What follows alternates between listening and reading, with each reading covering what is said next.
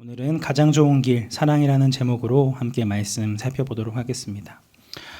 우리가 살펴보는 이 고린도는 국제적인 항구 도시였습니다. 죄송합니다. 여기 이 노란색 화살표 끝에 있는 이 빨간 원으로 된 부분이 바로 고린도입니다. 이 고린도 위아래로 파란색 바다가 보이죠? 여기가 지중해입니다. 여기 두 해안의 거리가 9km밖에 되어지지 않는 이 독특한 지형을 가지고 있는데, 이것을 잘 살려서 여기에 대리석으로 길을 닦아놓고 배를 통째로 옮기는 그런 방법을 고안해냅니다. 그래서 배로 가려면 크게 우회해서 돌아가야 할 길을 이렇게 빠르고 직선적으로 이동할 수 있게 되니 이 고린도에 사람이 많이 몰려드는 것은 너무나도 당연한 일이었습니다. 다양한 인종의 사람들이 북적이고 또 주위의 도시들보다 다른 나라들의 문물이나 무역품들을 많이 접할 수 있다 보니 이들이 가져온 혼합주의가 기승을 부렸습니다. 외국에서부터 들여오는 각종 우상을 섬기는 신전들도 많을 수밖에 없었겠죠. 여기서 잘 안 보이실 것 같은데 이 노란색으로 밑줄 친 부분이 전부 다 신전들입니다. 고린도 안에 이런 신전들이 굉장히 많았고 종교 혼합의 중심지가 되었다라고 하는 것이죠. 고린도 교회 역시 다양한 인종들과 또 여러 계층의 사람들로 이루어지고 있다 보니 서로의 이익을 따라 편가르기를 하는 모습이 많이 있었습니다. 바울이 1년 6개월이나 사역을 했음에도 불구하고 문제가 끊이지 않았던 것이죠. 그래서 바울은 이 고린도 교회 안에 일어난 여러 가지 문제들을 해결하기 위해 편지를 보내게 됩니다. 굉장히 다양한 그런 주제들에 대해서 다루고 있는데요. 모두 11가지나 되는 여러 문제에 대해서 다루고 있습니다. 그 중에서 많은 분량을 할애해서 다룬 문제는 크게 3가지였는데요. 그것은 바로 이 교회 안에 있는 분파에 대한 문제, 그리고 우상의 재물을 먹는 것에 대한 문제, 그리고 성령의 은사에 대한 문제였습니다. 가장 먼저 1절부터 4장까지에서는 교회 내 분파의 문제를 다루는데, 나는 바울파다, 나는 게바파다, 아볼로파다, 그리스도파다라고 이렇게 교회 지도자들을 내세워서 파당을 짓고 서로를 비난하고 정죄하는 분열된 모습을 보입니다. 서로 사랑하라는 예수님의 말씀과 정반대로 행하고 있었던 것이죠. 그래서 바울은 이 고린도전서 3장의 말씀을 통해서 너희는 하나님의 성전으로 부름받았고 이를 더럽히면 하나님이 그 사람을 멸하시리라 라고까지 이야기합니다. 하나님이 세우신 공동체를 분열시키고 파괴하는 자들은 멸망을 당할 것이라는 매우 엄중한 경고를 하고 있습니다. 두 번째 문제는 우상에게 바친 이 재물을 먹는 문제였습니다. 당시 시장에 유통되고 있던 고기들은 다 우상에 바쳐진 재물이었습니다. 이 고기를 먹어야 되냐 아니면 먹지 말아야 되냐로 갈등을 빚게 되어지는데, 이에 사도 바울은 10장 23절과 24절 말씀에서 모든 것이 가하나 모든 것이 유익한 것은 아니요 모든 것이 가하나 모든 것이 덕을 세우는 것은 아니니 누구든지 자기의 유익을 구하지 말고 남의 유익을 구하라고 명령합니다. 너희가 알고 행하는 믿음으로 그리스도 안에 한 지체된 형제 자매를 정죄하거나 판단하지 말고 오히려 그의 유익을 구하고 그를 사랑으로 품어주는 그런 사랑의 모습을 보여줘야 한다는 것을 강조하고 있습니다. 그리고 세 번째 문제가 오늘 우리가 살펴볼 성령의 은사에 관한 부분입니다. 많은 지면을 할애해서 설명하는 것을 통해 바울이 이 성령의 은사 문제를 얼마나 중요하고 민감하게 받아들이고 있는지를 알 수 있습니다. 오늘 본문인 고린도전서 13장은 이 12장부터 14장 말씀의 중간에 위치해 있는 것이죠. 저희가 잘 알다시피 이 고린도전서 13장은 사랑장으로 불리우며 신약 성경에서 매우 유명한 본문 중에 하나이기도 합니다. 그렇기 때문에 23장 말씀이 문맥의 흐름과는 상관없이 그냥 독립적으로 읽는 경우가 많은데, 그러면 바울이 전하고자 하는 그런 원래 의미를 제대로 살펴볼 수 없습니다. 성경 말씀은 내가 바라고 원하는 구절 하나만 떼어내어서 이해하거나 받아들여서는 안 되고, 언제나 앞 뒤에 있는 문맥을 살펴보아야 한다는 것입니다. 이 문맥만 잘 살펴보아도 성경이 이야기하고자 하는 내용을 충분히 알 수 있다라고 하는 것이죠. 23장의 내용을 들어가기 전에 고린도 교회 가운데 이 성령의 은사 문제로 어떠한 갈등이 있었는지를 살펴보고 본문에 들어가도록 하겠습니다. 고린도 교회는 성령의 은사가 매우 충만한 교회였습니다. 그런데 문제는 이 은사를 가진 일부 사람들이 자신들을 신령한 사람, 영적인 사람이라고 부르면서 이러한 은사를 가지지 못한 사람들을 무시하고 경멸하며 성도의 등급을 나누었다라고 하는 것입니다. 특별히 겉으로 확연하게 드러나는 이 은사인 방언이나 이적행하는 이런 은사들을 가진 사람들은 이것을 구원의 징조로 여기고 이러한 은사가 없는 사람들을 무시했습니다. 매우 교만한 행동인 것이죠. 자연히 이런 것을 추구하고 사모하는 것들이 생기게 되자 이런 은사를 가지기 위해서 서로 경쟁하고 질투하는 그런 모습을 보이기도 합니다. 그리스도의 몸된 교회를 세우기 위해 이 성령의 은사를 선물로 주신 이 성령님의 의도와는 상관없이 이상한 방향으로 흘러가고 있었다고 하는 것이죠. 그래서 사도 바울은 12장에서 이 은사가 무엇인지에 대해서 길게 설명합니다. 12장 4절부터 7절까지 말씀을 통해서 은사를 주시는 분은 오직 하나님이시다라는 것을 강조하기 위해서 이 내용을 이야기합니다. 그래서 성령 하나님, 주 성자 하나님, 그리고 성부 하나님을 차례로 언급을 합니다. 삼위 하나님께서 한 분이시듯이 너희가 가지고 있는 은사나 직분이나 사역은 제각각 다르지만 이 은사가 존재하는 궁극적인 목적은 서로를 유익하게 하는 것이며 서로 하나가 되기 위해 주어진 것이다 라는 것을 이야기하고 있습니다.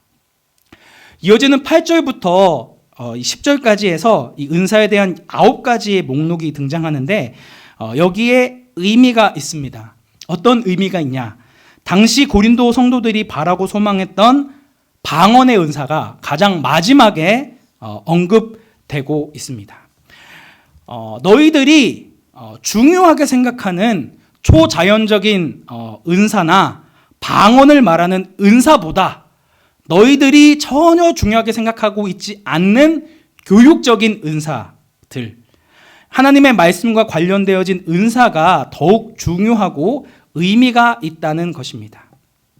그리고 이들이 별로 중요하게 생각하지 않는 그런 이 은사 앞에는 성령으로 말미암아, 같은 성령으로, 한 성령으로라는 이 말이 덧붙여져 있습니다. 다분히 의도적인 것입니다.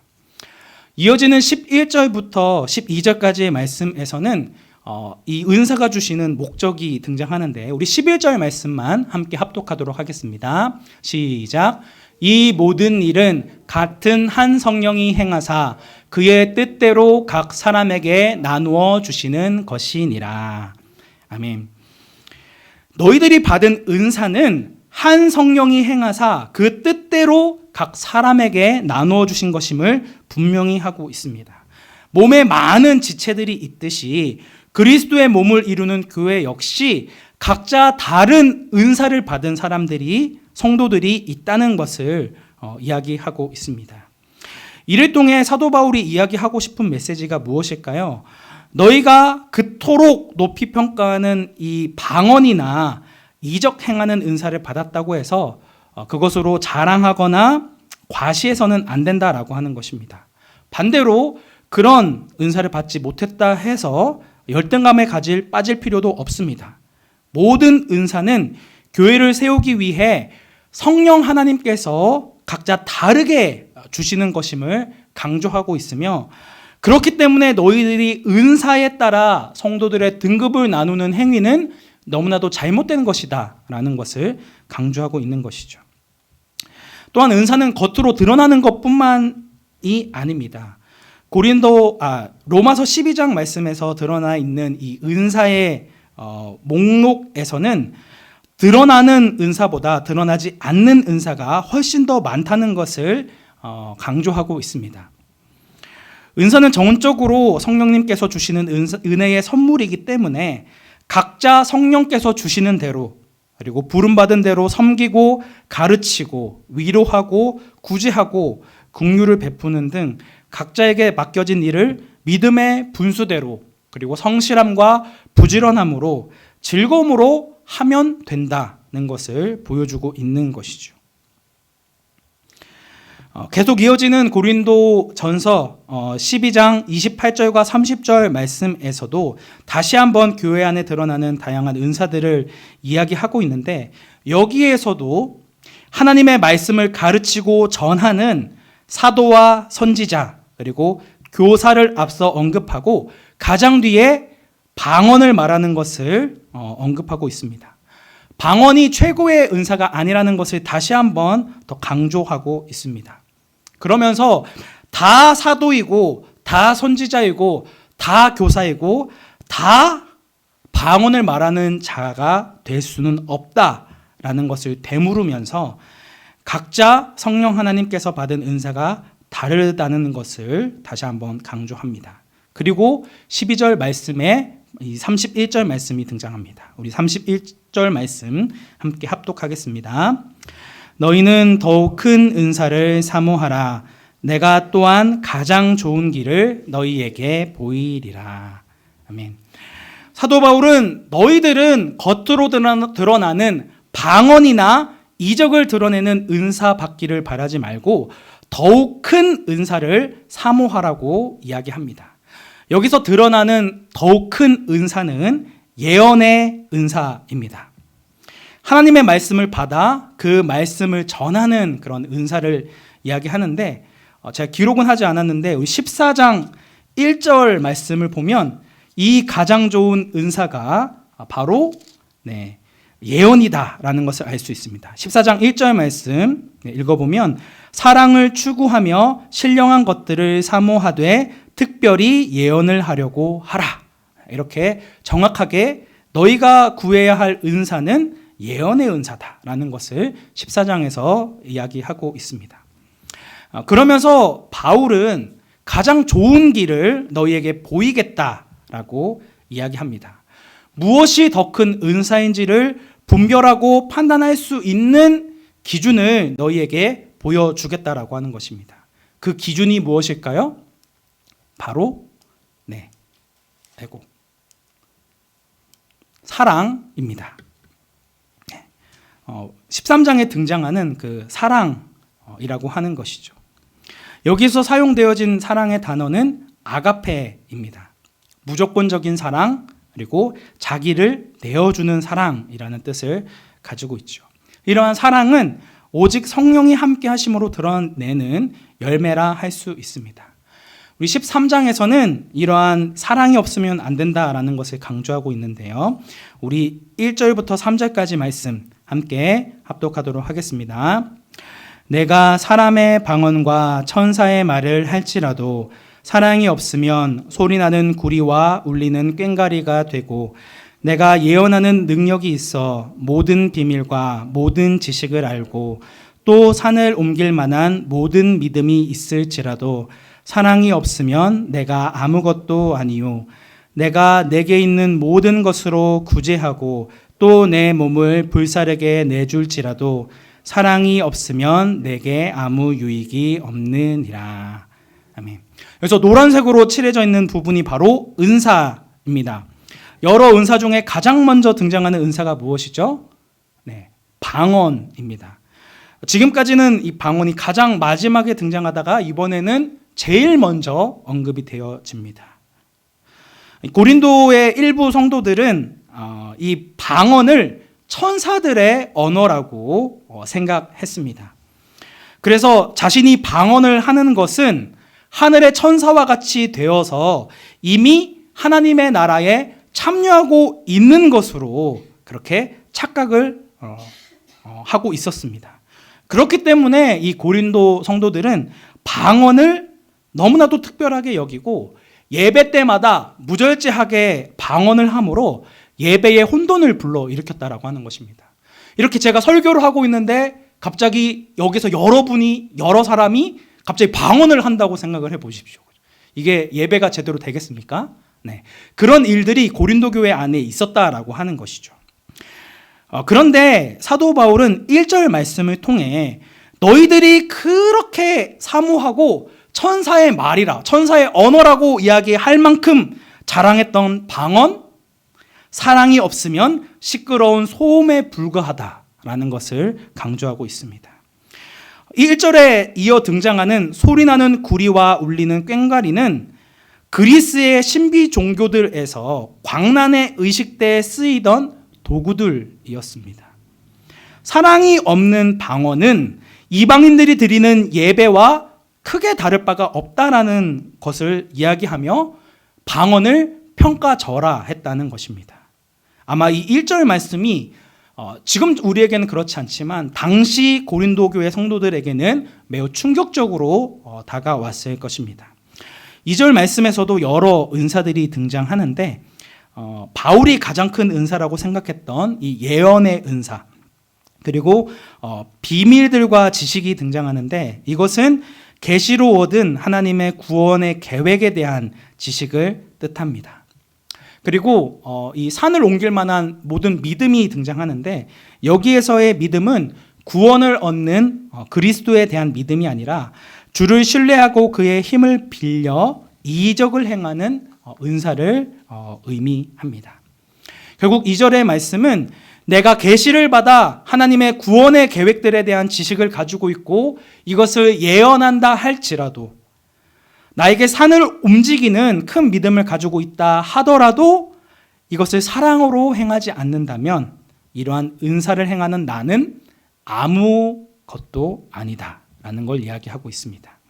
3절 말씀에서도 자신의 모든 것으로 구제 활동을 하고 스스로를 희생한다 할지라도 진정한 사랑으로 행하는 자기 희생이 아니라면 여기에는 아무 유익이 없다라고까지 이야기합니다.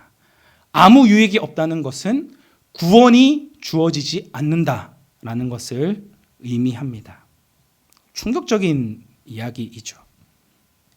결국 그리고 2절부터 3절에 모든이라는 표현이 반복돼서 등장하는데 이것은 사랑 없는 상태와 비교하기 위한 강조입니다. 설령 모든 은사를 다 가지고 있고 모든 지식을 다 알고 있다 해도 사랑이 없으면 아무것도 아니라는 것이죠. 결국 너희가 어떤 은사를 소유하고 있으며 실제 삶을 통해 많은 헌신과 수고와 섬김을 한다 할지라도 여기에 가장 중요한 사랑의 동기를 가지고 행하는 것이 아니라면 너희가 하는 모든 섬김과 모든 헌신과 수고는 무의미한 행동이 되어진다는 것을 강조하고 있습니다. 이어지는 4절부터 7절까지의 내용은 사랑의 특성에 대해서 이야기합니다. 여기에는 사랑은 땡땡하다라는 긍정적인 표현과 사랑은 땡땡하지 않는다라는 부정적인 표현이 함께 쓰입니다. 그래서 긍정적인 표현은 갈색으로 그리고 부정적인 표현은 주황색으로 제가 표시를 했는데요. 가장 먼저 사랑은 오래 참는 것이고 온유한 것이다 라고 4절 전반부에 이야기하고 있습니다. 여기서 오래 참다라는 단어는 멀리 보내다와 분노의 합성어입니다. 그래서 오래 참는 사람은 분노를 멀리 보낼 수 있는 사람이고 노하기를 더디하는 사람이다 라는 것을 드러내고 있습니다. 힘이 없어서 어쩔 수 없이 참는 것이 아니라 보복할 만한 충분한 힘을 가지고 있음에도 보복하지 않고 참는 것을 선택할 때 나오는 인내를 뜻하는 것이 바로 이 오래 참음입니다. 누군가를 사랑한다는 것은 상대방의 잘못과 허물을 보았음에도 이를 참고 인내하는 것임을 보여주고 있습니다. 뒤이어 등장하는 온유라는 단어는 야생 동물이 길들여진 상태를 언급할 때 사용되어집니다. 온유한 저는 자신의 내면 안에 들끓는 사자와 같은 분노와 원망을 어린 양처럼 길들일 줄 아는 사람입니다. 사실 이 여기에 등장하는 오래 참음과 온유는 본질적으로 인간에 대한 하나님의 태도를 보여줍니다. 하나님께서는 반역하는 인간들에게 즉각적으로 진노하지 않으시고 오래 참으셨을 뿐만 아니라 그리스도를 내어줌을 통해 그들을 구원하는 은혜를 베풀어 주셨습니다. 이러한 하나님의 사랑을 아는 자만이 다른 사람에게도 오래 참고 온유함을 드러낼 수 있다는 것입니다. 자신이 얼마나 분노가 많은 자인지, 얼마나 악한 자인지, 자신의 본성이 야생동물과 같이 길들여지지 않는 짐승 같은 자임을 알기 때문에 철저히 주님의 은혜를 구하며 매 순간 겸손하게 자신을 훈련하는 이런 과정을 통해 드러나게 된 결과가 바로 오래 참음과 온유함이라는 것입니다.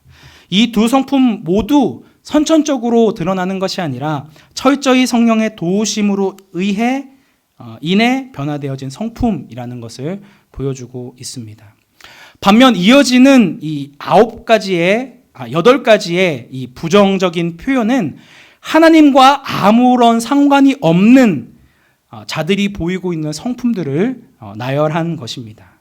그런데 여기에서 등장하는 이 부정적인 표현들은 사실 고린도 성도들의 행위가 얼마나 악한지를 적나라하게 보여주고 있는 것입니다.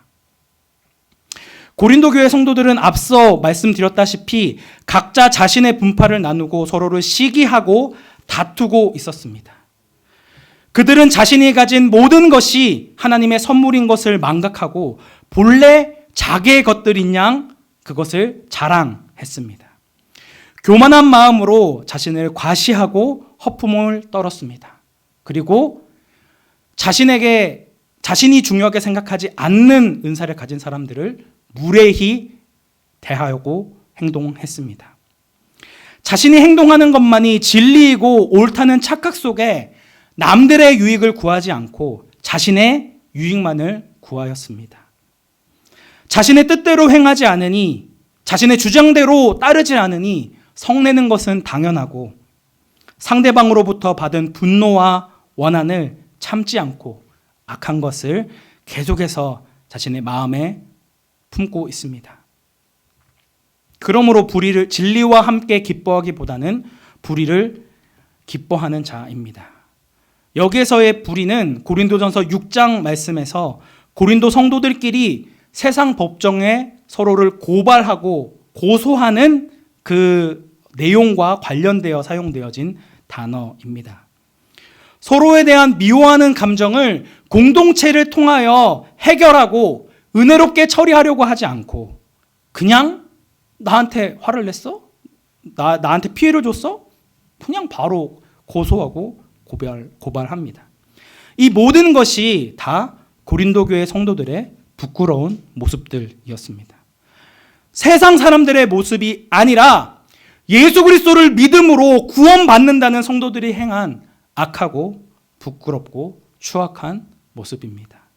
이러한 모습은 디모데후서 3장에 등장하는 말세 때의 성도들의 모습을 그대로 보여주고 있는 것 같습니다. 말세의 때에는 사람들이 자식을 사랑하고 돈을 사랑하며 쾌락 사랑하기를 하나님 사랑하는 것보다 더한다라고 이야기합니다. 이들의 특징은 자기를 사랑한다라고 하는 것입니다. 앞서 얘기한 것처럼 자기를 사랑함으로 자신의 끝도 없이 높입니다. 자신에 대한 자랑과 교만, 자만이 자연스럽게 드러납니다.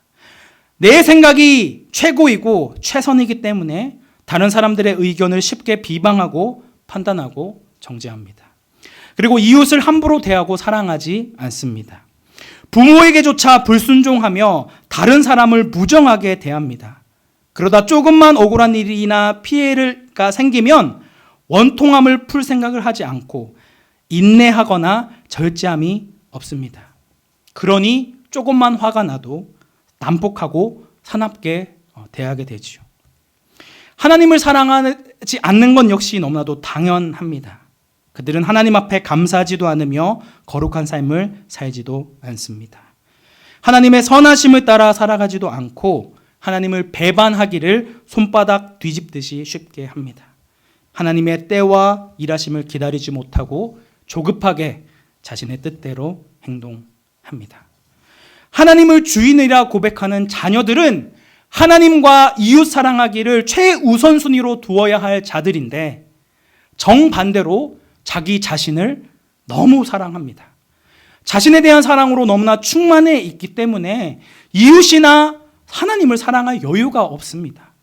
가장 충격적인 건 이 디모데후서 3장에 등장하는 이 말세 때의 사람들 역시 세상 사람들을 이야기하는 것이 아니라 디모데가 사역하고 있었던 그 성도들이 보이는 모습이라는 데 있었습니다. 사랑하는 성도 여러분, 오늘 우리의 모습은 어떠합니까? 그리스도 안에서 한 지체된 형제자매를 사랑하고 하나님에 대한 사랑을 고백하기보다 여전히 내 자신이 중요하고 내 뜻과 내 생각이 중요하고 내 마음에 들지 않는 성도들을 헐뜯으며 뒷담화하는데 즐거움을 찾고 있지는 않으십니까?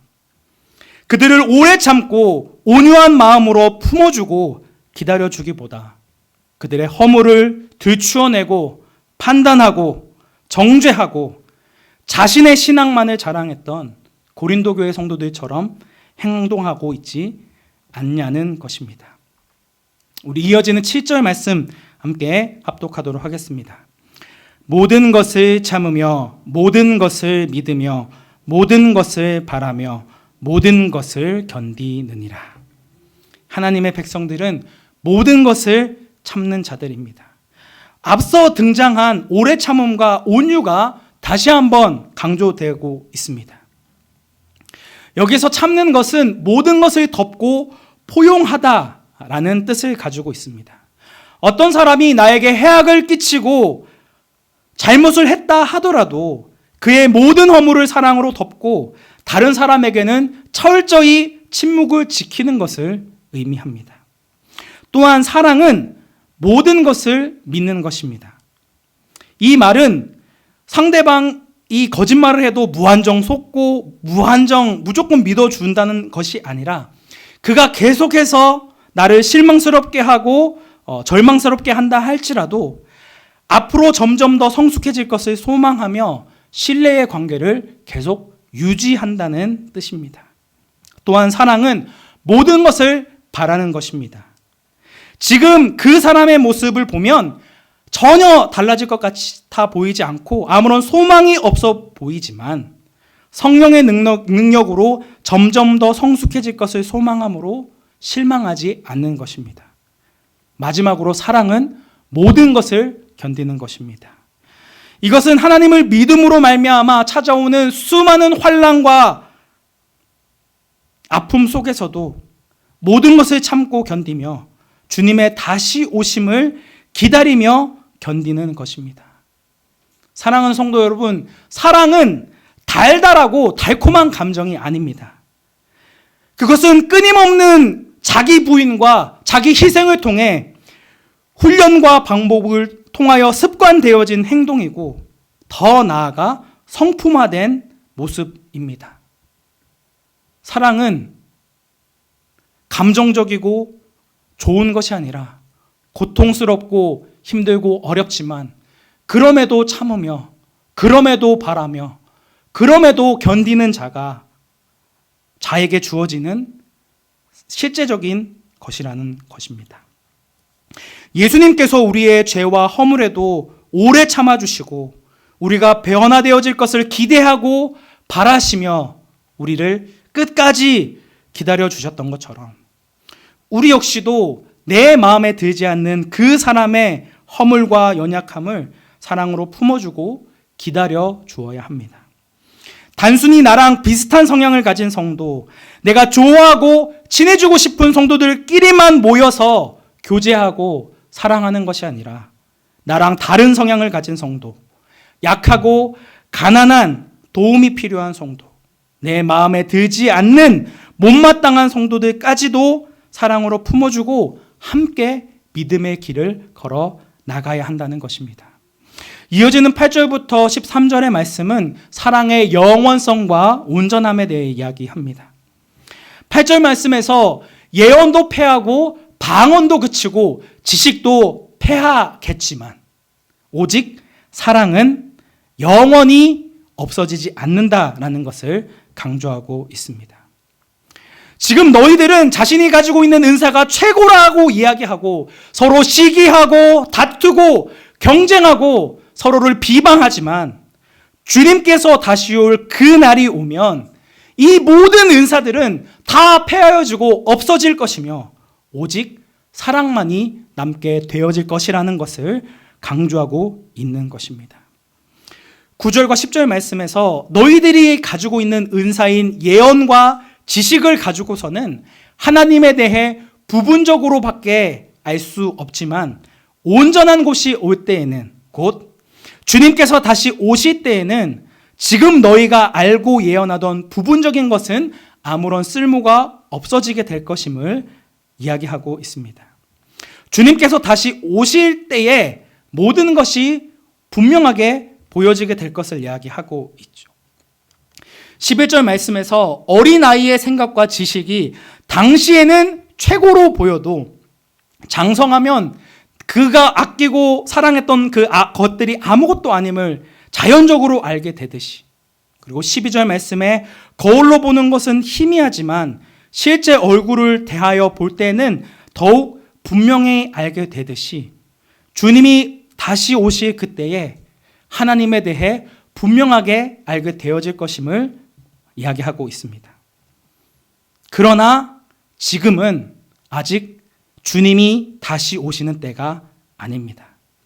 아직 미래는 오지 않았기 때문에 여전히 우리는 하나님에 대해서 부분적으로만 알 수밖에 없고 부분적으로만 볼 수밖에 없다는 것이죠. 그렇기 때문에 13절의 말씀이 등장합니다. 우리 13절 말씀 함께 합독하도록 하겠습니다. 그런즉 믿음, 소망, 사랑 이 세 가지는 항상 있을 것인데 그 중에 제일은 사랑이라. 아멘. 이 13절의 말씀을 직역하면 믿음과 소망과 사랑이 지금 있다라는 것을 이야기하고 있습니다. 현재에는 믿음, 소망, 사랑 세 가지가 다 있다라고 하는 것입니다. 아직 주님을 온전하게 바라보지 못하는 지금 이때에는 부분적으로만 하나님을 알 수밖에 없기 때문에 믿음이 필요하고 소망도 필요하고 사랑이 필요하다라고 하는 것입니다. 하지만 믿음과 소망은 주님께서 다시 오실 그 날에는 더 이상 존재하지 않을 것입니다. 영원하지 않고 주님이 다시 오시면 끝나는 것들입니다. 오직 사랑만이 지금이나 주님께서 다시 올 그때에나 동일하게 필요합니다. 지금은 주님이 보이지 않기 때문에 주님에 대한 믿음이 필요하고 지금은 하나님이 다시 오실 것에 대한 그 날에 언제인지 알지 못하기 때문에 그날을 간절히 기대하고 소망하지만 사랑만은 주님께서 다시 오실 그때에도 동일하게 필요하고 영원토록 존재할 것이기 때문입니다. 왜 사랑만이 영원히 존재할까요? 하나님의 나라는 사랑과 긍휼로 다스려지는 나라이기 때문입니다. 사랑으로 서로를 섬기고 자신의 것을 이웃에게 나누어지는 자들에게 상속되어질 나라이기 때문입니다. 하나님의 나라는 들어가기만 하면 끝! 땡인 것이 아니라 그 나라에서 함께 주님의 사랑을 찬양하고 함께 기뻐하며 서로를 더욱더 사랑으로 섬기고 사랑으로 봉사할 나라일 것입니다. 그 나라를 사랑과 긍휼로 다스리실 예수님께서 자신의 모든 것을 내어주시는 사랑을 보여주셨는데 어찌 그 나라의 백성이라 하는 우리가, 자녀라 이야기하는 우리가 그 사랑과 섬김을 보이지 않을 수 있겠습니까? 그렇기 때문에 그 중에 제일은 사랑입니다. 사랑하는 성도 여러분, 사랑으로 한 영혼을 섬기고 품어주고 오래 참는 것이 우리가 가야 할 가장 좋은 길이심을 믿으십니까? 사랑만이 우리가 영원토록 행해야 할 삶의 방식이요, 우리가 나아가야 할 방향임을 확신하십니까? 그렇다면 그리스도를 주로 고백하는 자녀들은 서로 사랑하라는 주님의 명령에 따라 서로의 연약함을 품어주고 사랑하며 오래 참는 성도들이 되어야 할 것입니다. 주님에 대한 사랑과 섬김으로 서로를 더 사랑하고 그리스도 안에서 한몸된 지체들을 더욱 섬기는 강북 우리교회 성도님들이 되시기를 주님의 이름으로 축복합니다.